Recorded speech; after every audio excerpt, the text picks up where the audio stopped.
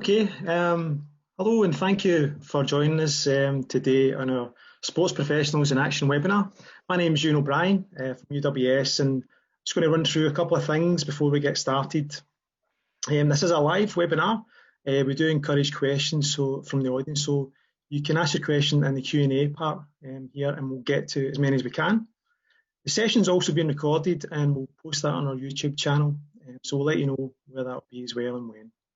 So I'll hand over now to our Sport Development Lecturer, Raleigh Gowrie, who's going to introduce today's guest speaker. Over to you, Raleigh.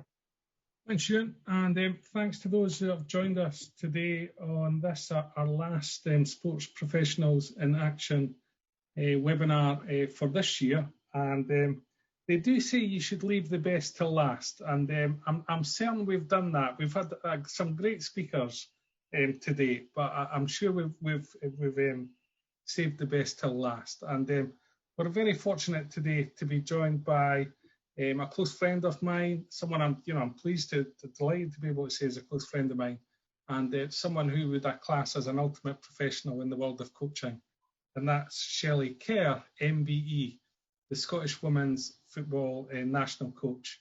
And Shelley's development as an athlete and her progression through coaching is a fascinating story, absolutely fascinating, and one that's been informed by a true commitment to professional and personal learning, and one that's been directed by strong ethics and values throughout.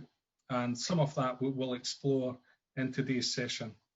And we're keen for you to be able to contribute to the session. So any questions you have for Shelley, please direct them through the Q&A component, and we'll give some attention to them both during the chat and also at the end. So Shelley, thanks for joining us today. I know you're a very busy, but I also know how much giving you are of your time, and we really appreciate that. So let's start with that MBE accolade, because awarded in 2019 for your services to football. I mean, it's a very special honour, very special and deserving honour to receive. Are you getting used to having these letters after your name?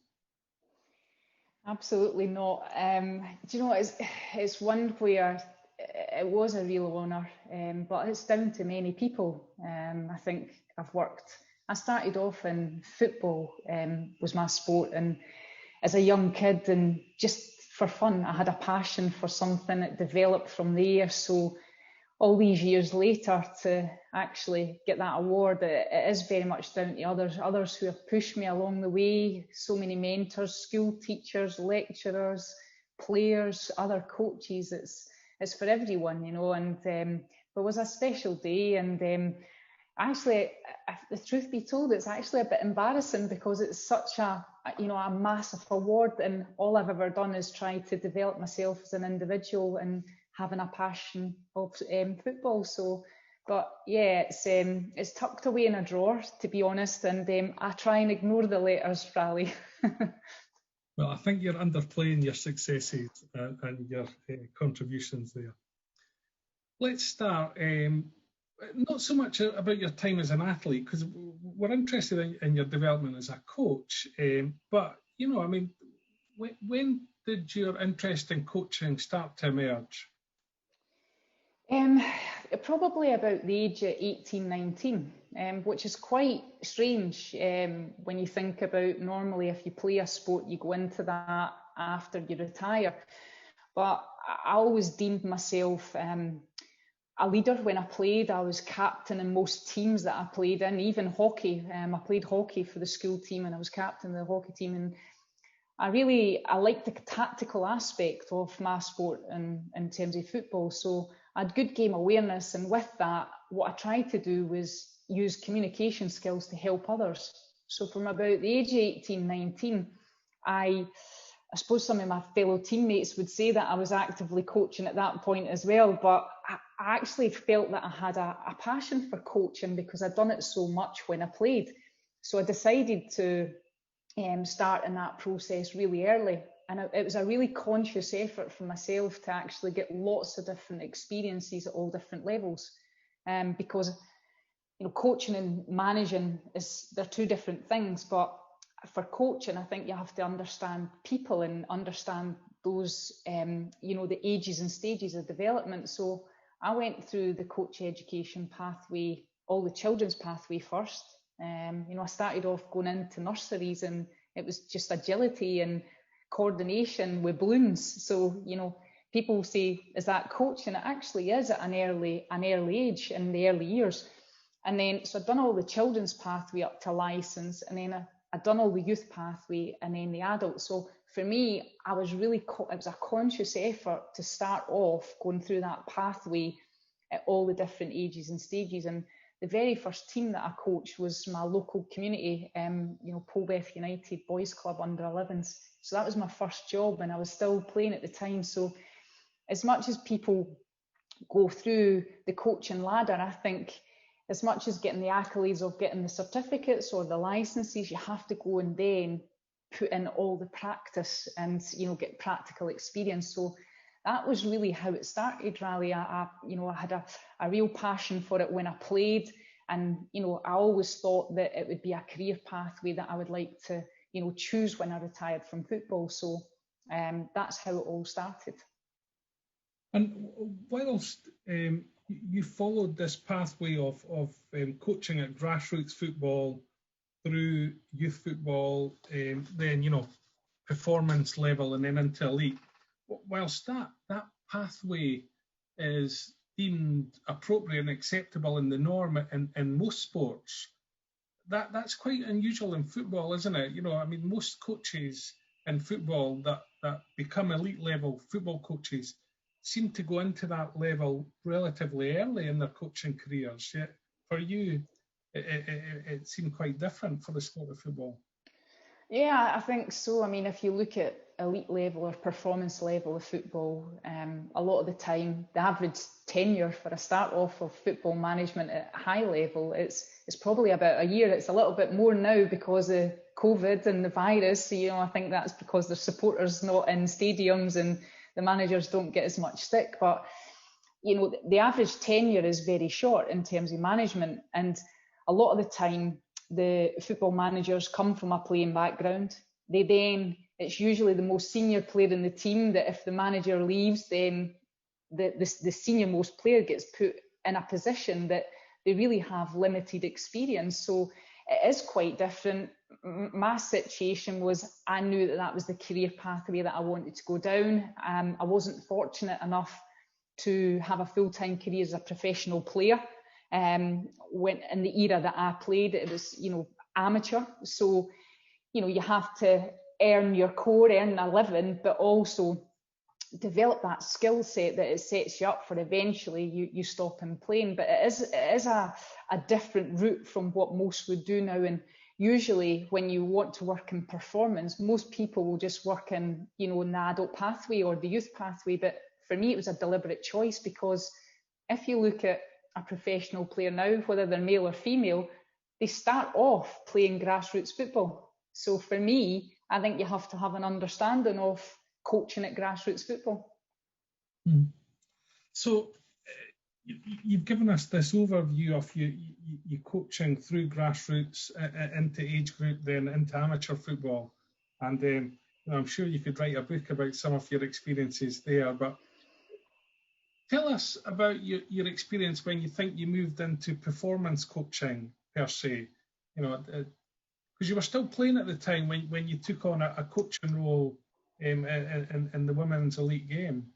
Yeah, I was similar to what I've kind of explained earlier, the senior player, albeit I was involved in coaching at the time, but I had three different roles, three roles that were similar but with three different teams. So I was the captain of the team, the manager left, and I was appointed interim player coach. And I have to say that, any of you guys that go into coaching, that is a role that is very, very difficult to be a player coach. And I think if you look historically, how many player managers or player coaches have been successful, I maybe think Kenny Dalglish, Graham Souness, I can't think of a lot that are in that bracket that are successful, because it's very, very difficult to play to a high level as well as manage or coach.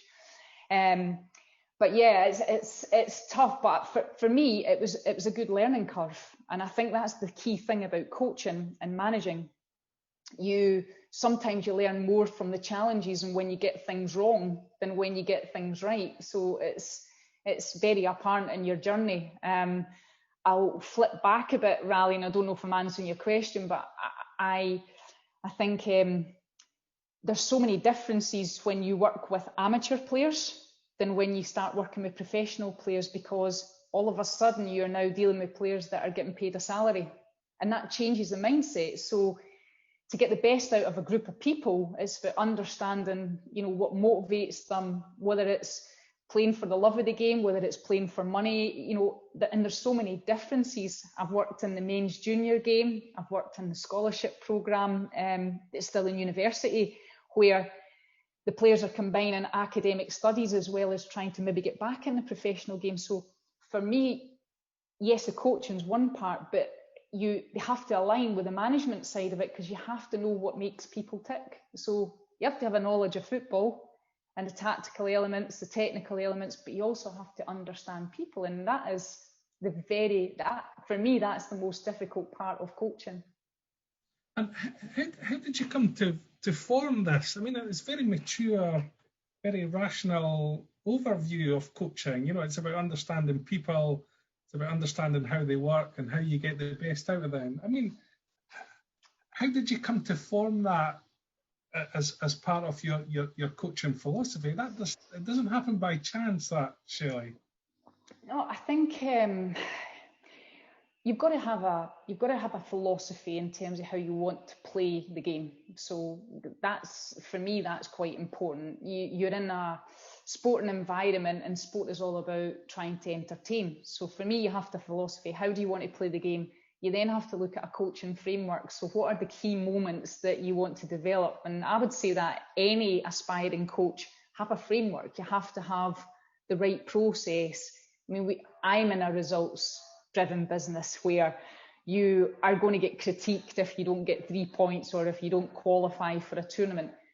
But I have no qualms about making sure that the process is more important for me than the outcome. Now, people might say, well, that could end you up losing your job, but it's really what I'm passionate about. And if I go back to the framework, my coaching framework is very much built on, having a game plan, 3 moments of the game. And when it comes to football, it's attacking, defending, the transition. It's about, scouting your own players, recruiting your staff. So these are all important, and the selection of the players is key, and having that overarching kind of part of the process is your game plan and how you want to succeed.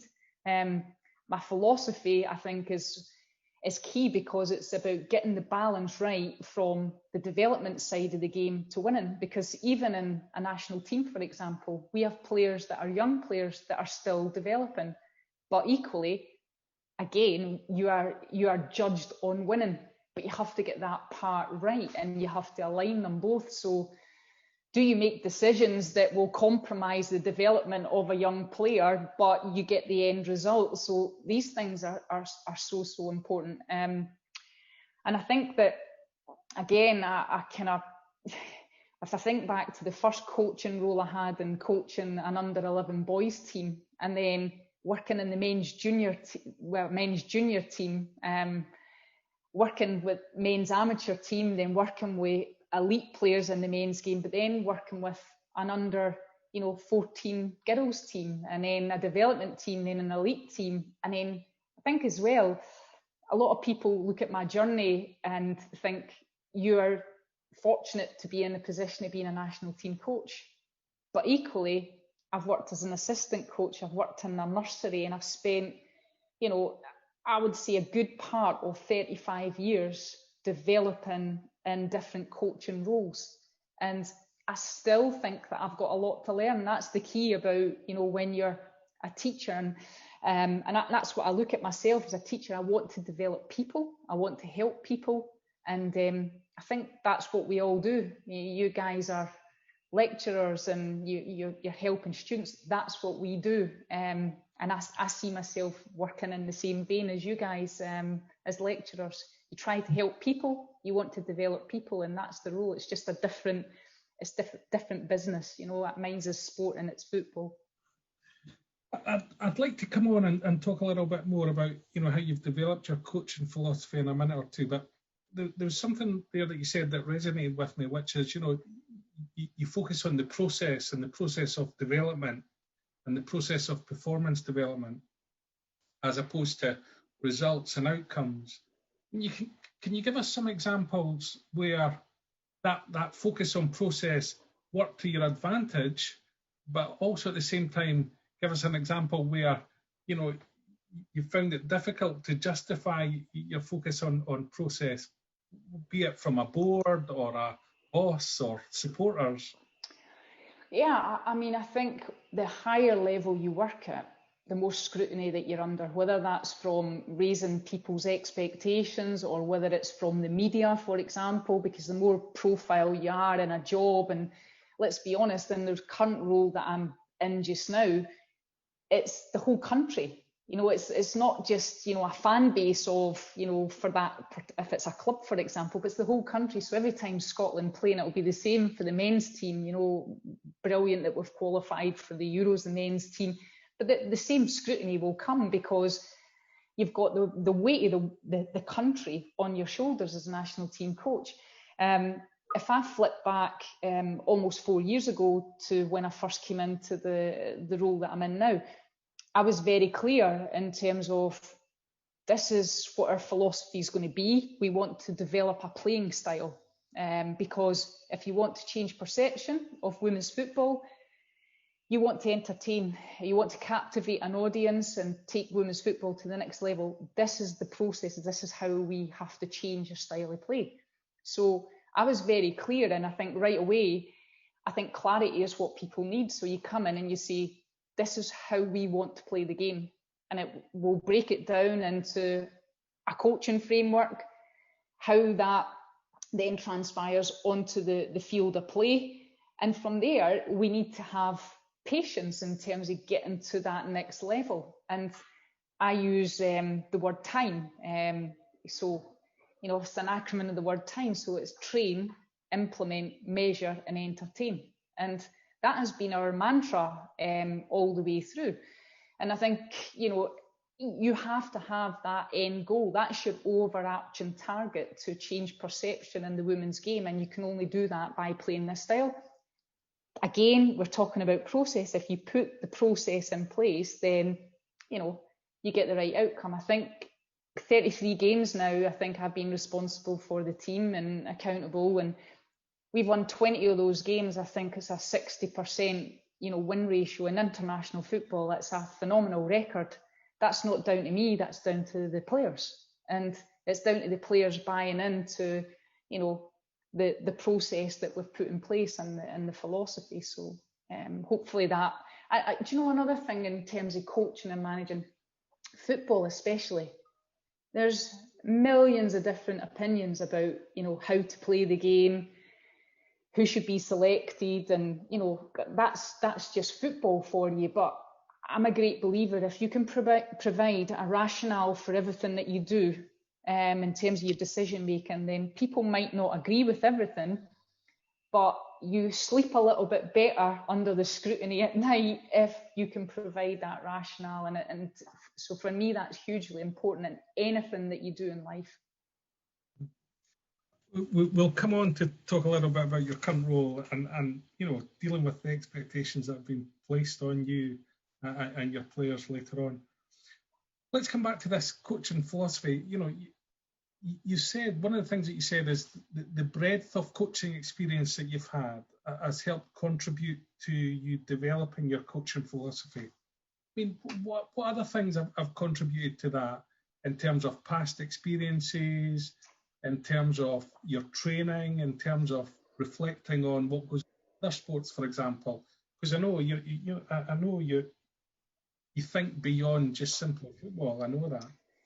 I think a huge thing is research. I look at, and there's not a lot of modern research certainly in the women's game in particular. It's only been recently, the last couple of World Cups and the last Euros where you're getting the tactical, technical and physical data. So for me, it's a process of benchmarking. So you use that kind of management tool and look at benchmarking the global trends. What are the best countries doing, or what are the countries doing that are similar to Scotland in stature? So, population wise and registered players, what are they doing that we aren't? What are we good at? And how can you shift and change that? So it's about gathering that research and that data, because a lot of people say, why don't you do what the US women's national team do? Well, okay, you be realistic. There's perception and there's reality. So it's better to, when you're benchmarking anything, to do it of similar sized countries with similar budgets, etc., etc. So it's something that I've done quite a wee bit, and look at trends, dissect all the information and think about what are these teams doing better than us, and what are the things that we do. So probably the best way explaining this is, changing the style of play wasn't easy for us, because we had a real deficiency in terms of the physical aspects. And I think in the UK in general in sport, I think we're way behind other countries in Europe. I'll maintain that, because the stats are there and the data's there to suggest that. But one of the things that we try to do is think, well, how can we change this short term, medium and long term? And one of the things we decided to do is try and win the ball higher up the pitch and look at transitional moments in the game. Now I'm talking tactics, but hopefully it's the best way of explaining this. So we found that setting ourselves up in a structure to win the ball higher up the pitch would, in essence, give us better opportunity, more bodies in the final third to go and support and try and be entertaining and scoring more goals. Now, for those of you that have watched our last 3 games, you're probably saying, well, that hasn't worked very well, Shelley. But again, process. If you look at the last 4 games, we've created 30 chances, scored no goals. So these are the things that I'm really adamant about, because I believe in them. I think you have to sell your philosophy, sell your vision. And so that's hugely important. I think research you can't do enough of in football. And you can't just go and say, look, Liverpool are playing 3 at the back. This system works, let's go and do it.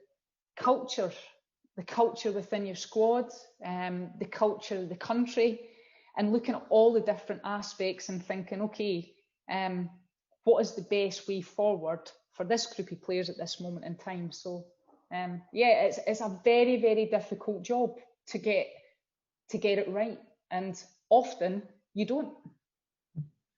So we've got over 30 students here tuning in, which is really encouraging. I mean, are there areas of research that you think there are gaps that you would like considered, or you would like, our students to give consideration to exploring, and whether it's in a small degree or a large degree? I think for me, I think we're getting there with the physical data now in the women's game, but there's one little anomaly that I think there's always been a challenge in the women's game, and it's the ratio from chances created to scoring goals. And I think there's a project out there for a budding student to look at the women's game in particular at the very top end, to actually look at how many chances you have to create before you score a goal. And go back to women's football, men's football, boys, youth. People say women's football is a different game. It's not. It's the same game. It's the same rules. It's just played by different people. It's the same as if you have a Rangers or a Celtic men's team and you've got the youth team. It's the same game. It's played by different people. And I go back to age and stage development and so on. But for me, there is a huge market for research in women's football in particular, and I know a lot of people do research in coaches and methodology and so on, but this one for me is huge, and it's something that I'm really keen, and I probably will do a bit of research myself when the time's right. Maybe it's a PhD down the line, I don't know, but certainly the chance to goal ratio in women's football is there's a significant difference from the men's game, and it's a really interesting piece, because I watch games all the time, and you watch them on TV as a coach, as a supporter, and you're thinking goal, but it's not. I don't know if it's the female mind, the female brain, if it's confidence, and it would be brilliant to do that piece of research to try and piece it all together. Very interesting, that. And do you sense that there's a need for that research from a psychological point of view, from a sports psychology perspective? Yeah, I mean, definitely. I know when I was a young player, sports psychology wasn't so much around then. I'm a great believer in it. I think the marginal gains in high performance sport are huge. I think in the women's game, for example, if I talk about gender here, I think only of late is it starting to get critiqued. I think it's a good thing. I think you have to critically reflect and evaluate to become better. The best players, the best managers, the best teams are the ones that make the best decisions under pressure. And, I think it was Billie Jean King that came out with this statement that pressure is a privilege. And that's the way I see it. But not everyone sees pressure as a privilege. They see it as really daunting. So sports psychology plays a huge part, and I think especially in the women's game. Very interesting, man. I want to focus on your interest in research, because at one point in your career you made this leap into completing a postgraduate degree, and I mean it was very unusual, because you didn't have a background at an undergraduate study level, and you'd spent most of your coaching development within the coach development pathways of the governing body. I mean, what made you want to undertake a postgraduate degree in the first place? I think there was lots of reasons for it. I think, as you rightly said, Raleigh, I left school with no formal qualifications. It was tough. I was the youngest of four in my family, and if you got a full-time job, it was great to kind of help the family out. Real working class background, and not a lot of people in that era went to university. That was a fact. But I think I've always felt that I've came from a practical background, and each job I had after I left working in a factory of 17 years became more and more difficult, because you are having to manage up, you're having to manage down, you're dealing with chief executives, you're dealing with different stakeholders, and I felt that I needed to have more of a skill set to be able to deal with that. The coaching's one side, the practical elements another. There's a lot of transferable skills in there, but I felt that I needed to bridge the gap in my own development. How could I go in and chap the door of a chief executive if I didn't understand all the different facets of sport and the governance side of it, the financial side of it? So it was something that I was really keen on doing, and sport obviously being my passion and my love, I decided to take a year out. Well, that was the plan, and go and study sports management. And I have to say that there's a lot of questions posed out there. Why do people go and do you need a degree? I'm a huge advocate. I have to say it's been one of the best things that I've ever done, because it helps you have that alignment and correlation from the practical side of sport to the theoretical side, and having an understanding of it certainly helps. I don't think I would be talking about process in the way that I do, and talking about philosophy and talking about various different things if I hadn't had that experience of going to university and learning of other people, learning of some of the course candidates that had an undergrad background but had no practical experience, and here's me in that room, lectures week after week, giving my side of it, coming from a practical background. So it's thoroughly enjoyable experience, very hard, one of the most daunting things that I've ever had to do, I may add, but very worthwhile and very rewarding, and nothing to do with the accolade of having a master's degree. It was more a case of putting this into practice and the theoretical side of sport, which was fantastic for me. So yeah, it was really driven to develop myself, and I still am. That's why maybe one day I'll go and do a PhD as well. Well, look, I have no doubt that you will, and I've got no doubt that you'll be successful. I mean, you explained very well your reason for choosing sport management as opposed to, sports coaching, and it was about extending your understanding of managing people. I mean, that was it'd be a bold move for anyone to make that decision to go out with their standard discipline, but to do that, without having a grounded body at undergraduate level, it's a massive leap.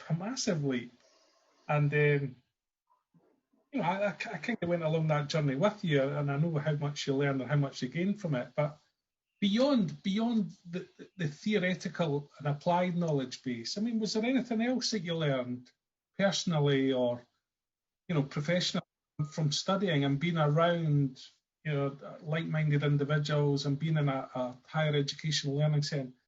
What other skills did you get from that have helped you in your career? I think there was lots. I think the first thing, for me, education is about developing people, and that's what I was told, the day and hour that I walked into the university. You're not any different from other students and other people in this environment. It's all about developing you. And I think for me then that day, it made me really confident that I was supported. And I think that's huge. I've worked in organisations where I haven't felt that support. My time there, I felt as supported as I've ever done in any job, in any environment that I've ever been in. And I think that's the only way that you can thrive and develop in yourself. Going back to, one of the other reasons that I chose to do it, because I think the market is saturated with coaches. So, we have the pro license as the highest coaching award now, and there's so many people got that coaching license. So how do you set yourself apart? You have to, because you could have 25 years of coaching experience in different environments. You have a pro license. What sets you apart? I think a huge thing is personality.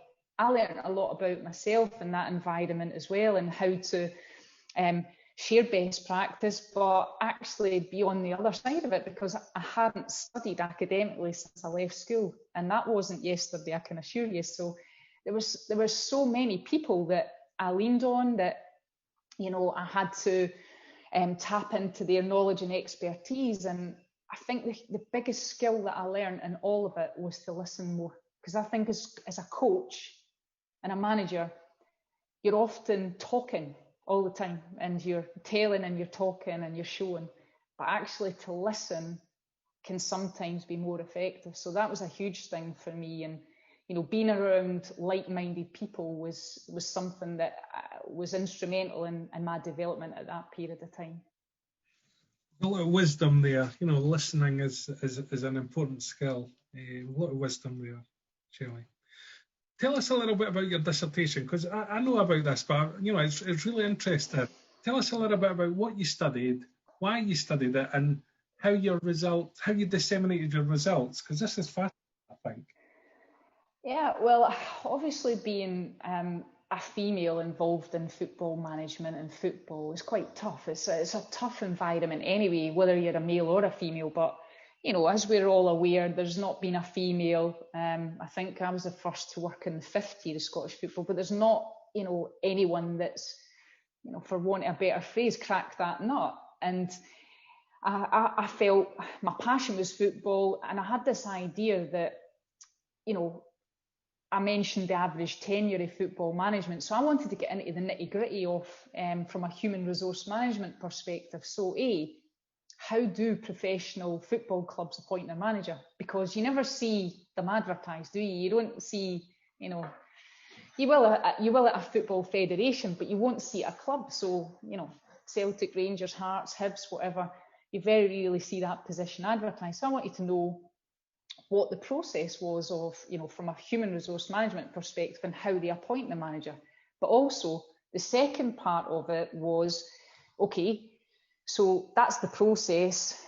When you get the manager in place, what training is in place for the manager? Because, I've alluded to it all the way through this webinar about there is transferable skills, but equally a lot of managers go into what is deemed the most important position at a club, and they have no real experience of managing people or management techniques. So I interviewed 10 chief execs or, general managers or someone from the board of professional clubs in Scotland.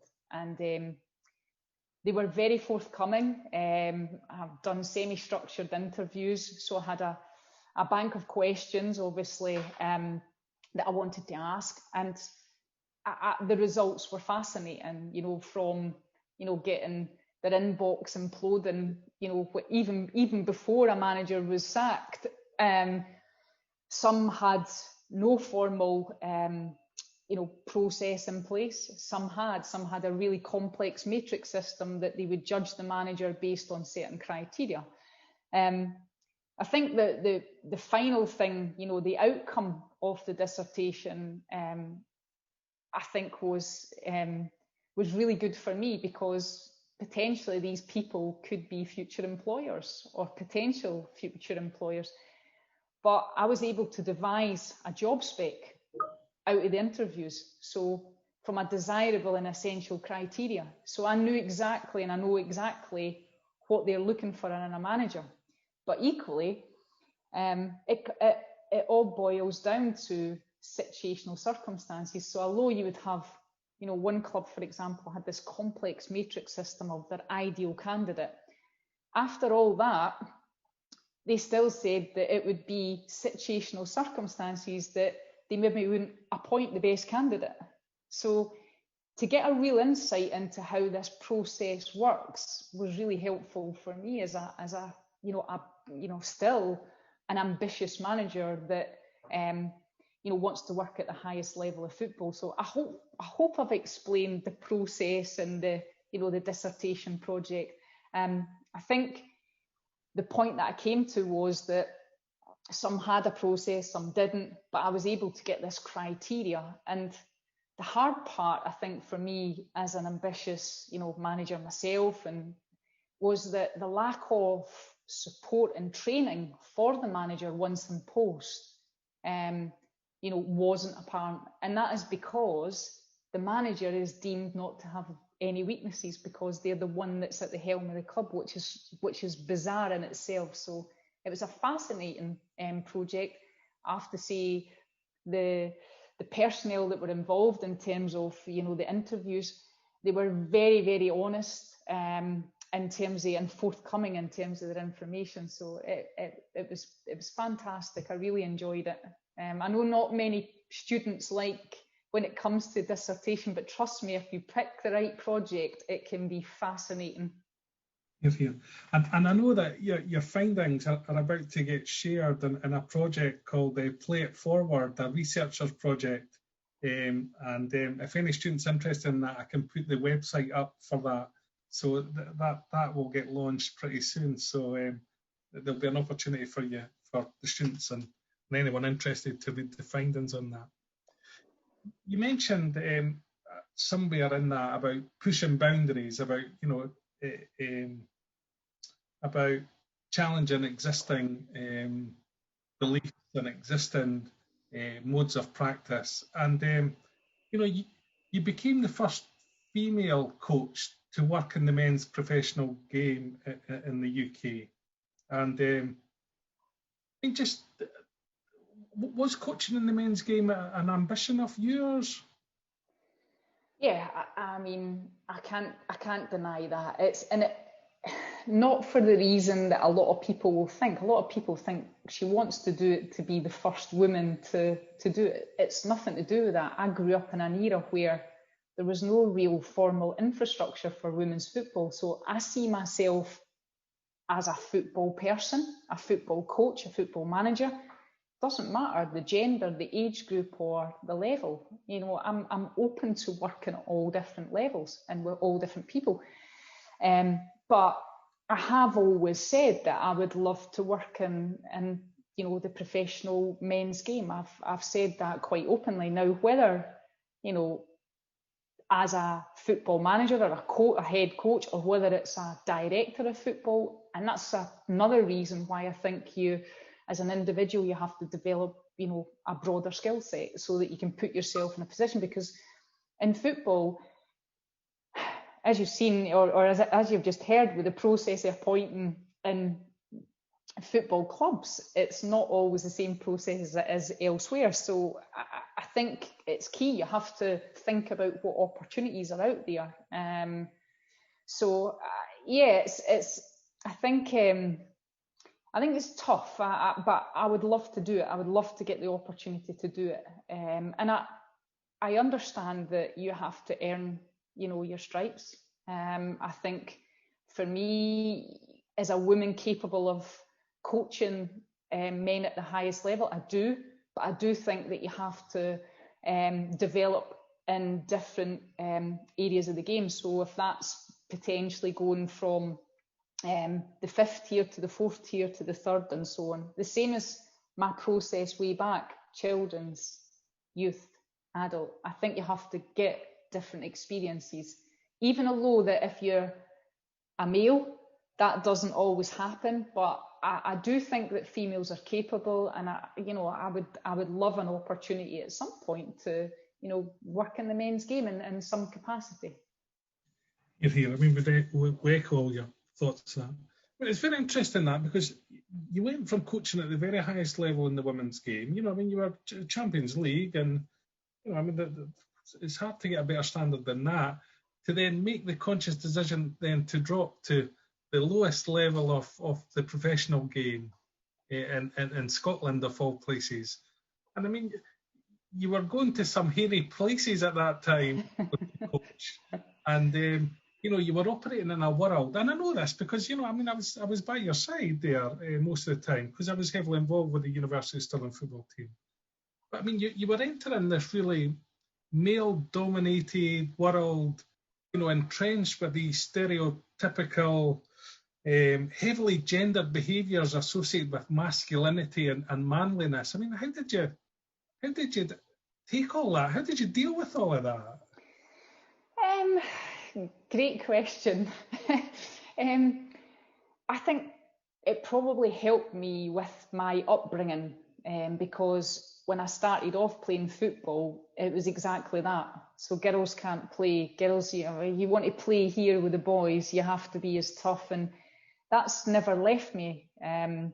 So when someone says you can't, or when someone says it's going to be tough for you, then it's about time to rise to the challenge. I have to be honest, in the Lowland League at the time, which it was, I have to be honest, I think that other coaches, other players, other clubs, I think they had a respect. I mean, it helped right away. I think at the time the team were more towards the bottom of the league, and we got a few results early in my tenure, so that helped, because people then thought, oh, okay, this might work. And I think then you generate that respect, first and foremost, from your inner circle, so your own players, they believe in you, and then that, you know, subsequently happens out with. So it's your opponents, they see the style of football that you're trying to play and trying to, you know, execute, and then, you know, it just escalates from there. So sometimes it was hard, because, you know, you do have stereotypical people, but there's a way to deal with that, and that is to try and change perception, and that's all I've ever tried to do. But I think the two things that I always look at is control and influence. So can you influence? Yeah. Can you control it all the time? No. So you have to get the balance right and spend your energy and your time wisely, and what you can control and what you can influence. So you know, going back to the level, you know, without being disrespectful or anything, the players that I worked with in the high performance programme at Stirling University were really good players. You're talking about players that have been playing in men's academies, so they had potential. It's maybe just not happened for them, and that then is about trying to get them back to, believing in themselves, giving them confidence, but actually allowing them the chance to flourish academically as well. So the programme itself was brilliant for, those individuals and for the team. And again, I have to say, it's probably one of the best experiences of, my journey. I think there's a lot to be said about people that believe in you as a manager and a head coach, but there's also creating or elevating a culture. And I think I was able to do that with the support that I had. I think 3 things when you talk about elevating a culture. 2 things. Firstly, is honesty and trust. And what you can't have is any negativity. And it's about getting that right. And for me, my time there, that was spot on. So as much as I would maybe have, the stereotypical side of it, it was very much outweighed with positivity across the board. So it was a really good experience, and it was up to me and the team that I had at that time and others to try and prove a point and prove people wrong. And I think we did that. You definitely, brought a new thinking and certainly made people think differently about coaching and, about a successful female coach working in the men's game. And hopefully very soon we'll see that extend beyond this. We're coming near the end because I want to give some time to some questions, and it's been fascinating. I appreciate your honesty and your integrity in all of this, Shelley. Let's come back to where we are. I mean, I'm picking up here that in your current role, you are more than a coach. You're managing the expectations of a governing body. You're managing the expectations of the nation, and at the same time, without it being written down, there's almost a demand that's getting placed on you to develop the structure of the women's game here as well. And it all seems unfair, because you're only one person doing one thing. I mean, how do you cope with it all? How do you deal with it all? And how do you accept it all? I think, you've got a lot of students here that will have ambition to work at the highest level. And these are the challenges, in all honesty, that's what you're going to face when you come to a certain level. I mentioned the word, have a rationale for everything that you do. You're always judged on your decisions that you make.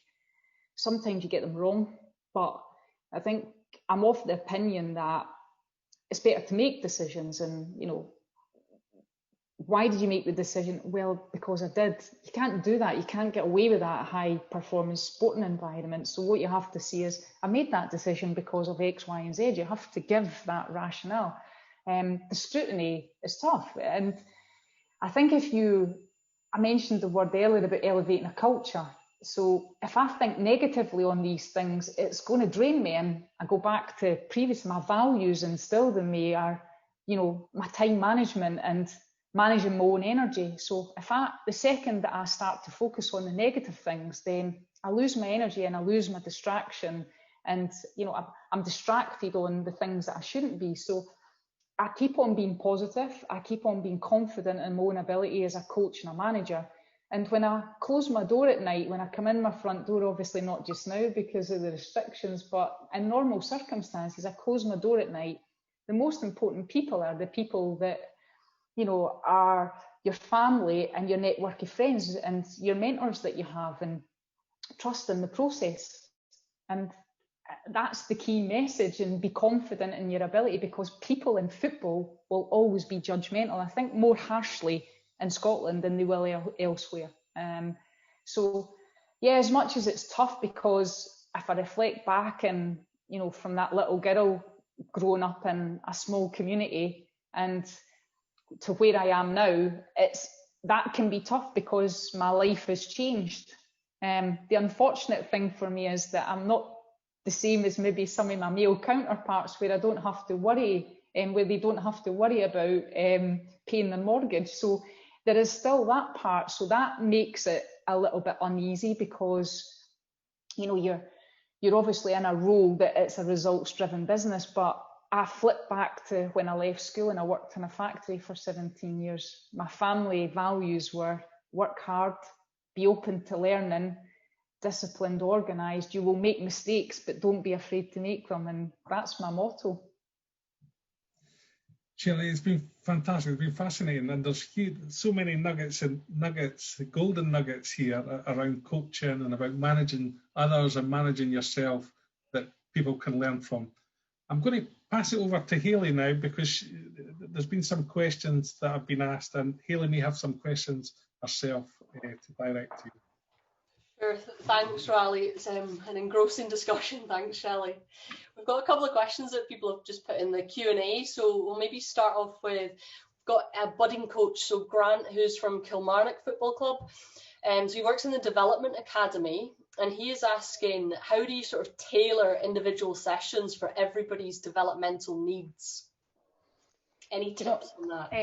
It's one of the hardest areas of coaching. And I have to be honest that in Europe and other countries, they're way advanced in terms of what we do in the UK. For me, individual coaching is key for the development of players, because there's a training years, so you have to spend time on doing an assessment, and the players having self-awareness on the skills that they have, or the strengths and weaknesses, and the core skills of football. But the hard part of that is having more support, because you want to give every player equal kind of time and trying to manage them and develop those skills. So for me, it's about getting other coaches in there and working with small group, 3 and 4. Everyone thinks as a coach, oh, we've got 16 players, great, we can do a team session. The best coaches for me work with individuals to develop them. And it takes time, but I think there's nothing more pleasing if you see, whether it's developing the left foot or the right foot, whatever the case may be. I'm just randomly picking something. I think there's nothing better than seeing the development in that individual. So, for me, it's about breaking down the practices. They don't have to be too innovative. It's about picking the core skills and it's repetition. And that for me should be the focus, repetition, and explaining to the player that, this might be boring for you, but if you want to develop, it's all about repetition, training your brain to repeat that skill. So that's usually important. I would also use performance analysis, so you're actually able to get the player to buy in more, so when they see the visual, it helps them learn better. So if possible, again, use volunteers, go and practice, but then it's a kind of show and tell as well, and have a plan, whether it's 6 weeks, whether it's 6 months, let's go back and review it. Let's research, let's review it, and how you're going to get better. So that's what I would do working with individuals. Okay, no, it gives Grant lots of ideas there. Definitely recruit some volunteers. I'm sure he can recruit some of his peers to help him out there. Daniel's asking about resilience. So how do you develop resilience within yourself, but also within your team? So maybe after a loss or after not qualifying, for example, how do you build resilience? How do you bounce back? So that's probably one of the hardest things for the team when it comes to the international team, because effectively the game finishes, they go back to club. So how do you do it? The next time you get them in is probably another competitive game. So it's so tough. Because, as a national team coach, you actually just borrow the players. You borrow them, give them back. For me as an individual, it's reflection. It's critically evaluating. So after every game, we get all the training sessions filmed, look at the game plan. Did we pick the right players? What could we have done better? And it's that self-reflection and self-awareness of, the things that have worked well, or the things that you think that you can do better. When you watch training back, you go, okay, the plan was good because we worked on these 3 areas of the game. And that's the other thing with international football, is that you maybe only have 3 training sessions. If it's a double header, it's 4 training sessions. How do you impart the game plan when you've got limited time? So a lot of the work is off the pitch in terms of performance analysis and going through the game plan. So the resilience part of it is being critical with yourself, watching back the training sessions, looking at the planning. Did we get the logistics right? Did we pick the right team? Did we pick the right tactics? But I have to be honest that a lot of the time you're studying opponents for months. The hardest part is getting the players to buy into your game plan, and that is just modern, coaching and modern society now, where everyone has an opinion, and that is the hardest part of coaching. And it's about getting the right mentality within your players. For me, as that young girl that found a barrier in her way from 3-4 years old, I just keep on kicking them down or jumping over them, and nothing gets me down. I can't be too high about things. I can't be too low. Don't get me wrong. Sometimes you do take a moment to reflect and think, I'm getting a bit of stick here, or but you have to show that confidence in your own ability and resilience to bounce back. I think that's what the best people do in life. And probably more a question about your tournament experience now. Nuala's asking a question about how preparation changes during a tournament. So do you notice that your focus changes before the tournament, what your goals and your intentions are before the tournament, and then during the tournament, and then in contemplation after the tournament? How does that focus change? Yeah, it's a really good question. I think I would kind of sum it up and talk about scenario planning. So so if I flip back to the World Cup, for example, our 3 opponents were England, Japan, Argentina. We were lucky with that draw, weren't we? You're talking about, one of the tournament favourites, one of the previous winners, and, whether people like to hear this or not, we actually probably had scenario planned to go into the last game thinking, at the start of the tournament, of course, you go into the England game, you want to try and get something out of it. Same with Japan. But realistically, that's quite hard. But you have to sell that to the players. We believe in you, you're going to get a result. But we probably knew it would come down to the last game. So you have to plan for that. You have to plan for players being injured. But you go to that tournament and you say, our objective, quite straightforward, is to get out of the group. Overarching, you have to be bold in your assessment of where you are. Then, as the first 2 games go by, you then say, this is it. It's eggs all in the one basket. You have to win, and this is how we're going to do it.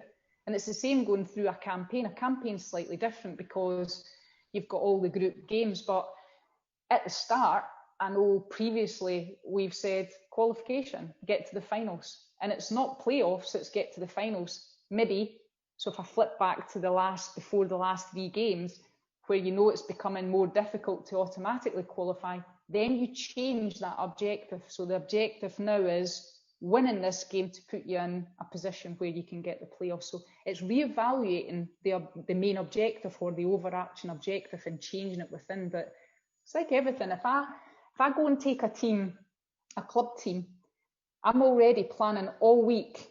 What happens if someone gets sent off? What happens if 2 of my players get COVID? What happens if...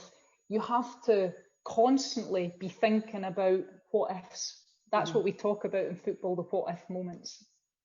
What if the manager has to self-isolate for 2 weeks? Yeah, there's a lot of what if planning going on at the moment, I can imagine. I think that gives us a real insight into lots of elements of your practice and an overarching view, what goes on in a tournament, but what goes on in your day-to-day coaching as well. It's a real insight for the students. I'm aware of time so that we don't take up too much more of your time, but just to thank you for giving such honest, candid answers and sharing your experience with us. And I think the students will come back to us with lots of ideas about research projects that you mentioned, but also, lots of things about their own career development and their pathways too. So thanks so much from me, Shelley. It's been a pleasure, and I always like to give something back, from an educational perspective, because it's been fantastic for me. And I think sharing your experiences, whether they're positive, whether they're negative, is so important in terms of, from a learning perspective. But it's been a real pleasure chatting to you. So thanks very much for inviting me. Thanks so much, Shelley. And thanks to all those who have tuned in today and also throughout the series.